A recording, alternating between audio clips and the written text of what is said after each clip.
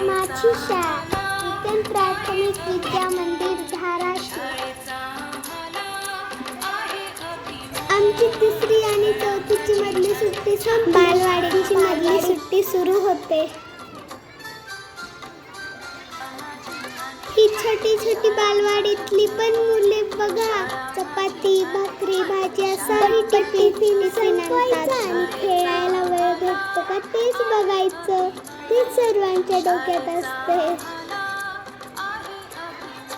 तुम्ही पण तुमच्या मधल्या सुट्टीत तसंच काहीतरी करत असाल, मला कमेंट करून आमच्या नूतन शाळेचे मुख्याध्यापक गोरे सर, त्यांनी ओजसला मधली सुट्टी बघण्यासाठी परवानगी दिली, याबद्दल त्यांचे मनापासून धन्यवाद.